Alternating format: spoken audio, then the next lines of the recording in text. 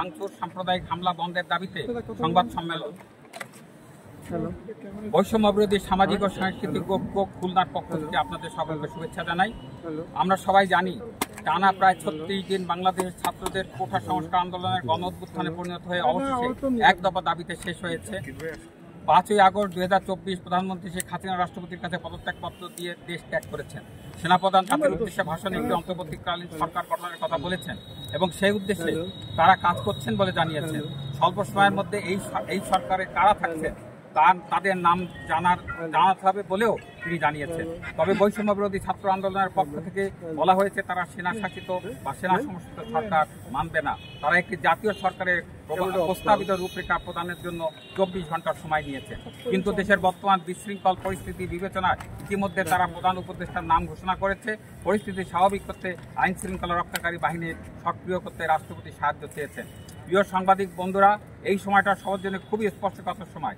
এই সময় নানা ধরনের অঘটন ঘটার সম্ভাবনা থাকে।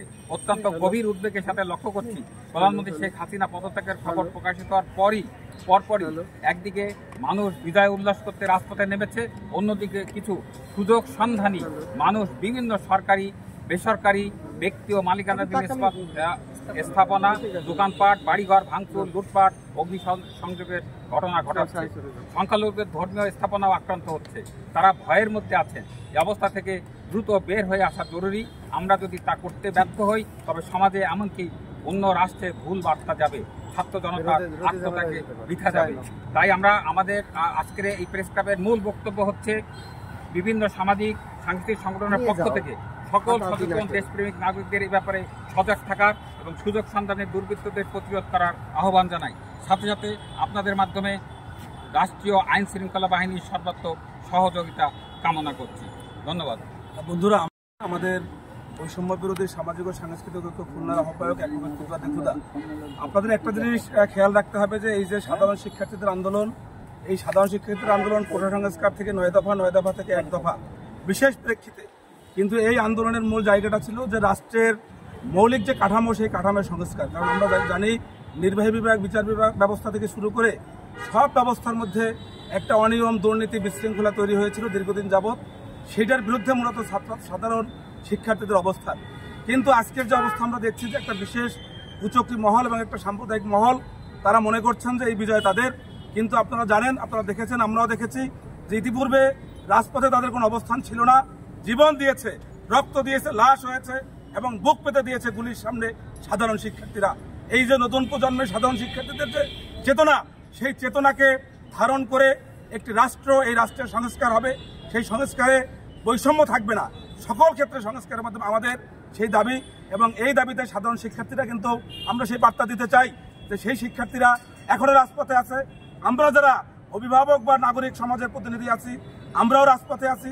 প্রশাসন নিশ্চয়ই এই ব্যাপারে অতি দ্রুত সময়ের মধ্যে পদক্ষেপ নেবেন।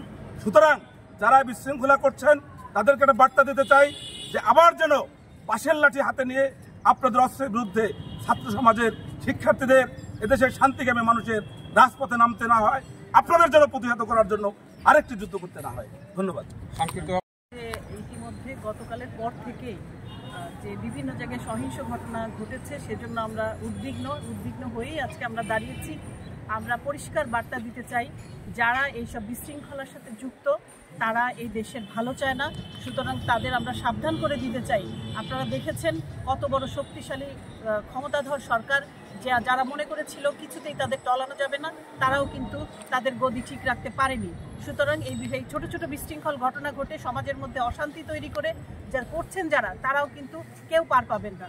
সুতরাং আমরা আজকে এই সংবাদ সম্মেলনের মধ্য দিয়ে প্রত্যেককে সাবধান করতে চাই, যারা এইসব কুচক্রী মহল আছেন, যারা সাম্প্রদায়িক মহল আছেন, তারা মনে করছেন তাদের বিজয় হয়েছে। এটা তাদের কোনো বিজয় নয়, এটা বাংলাদেশের আপামর জনগোষ্ঠীর বিজয়, এটা ছাত্রদের বিজয়।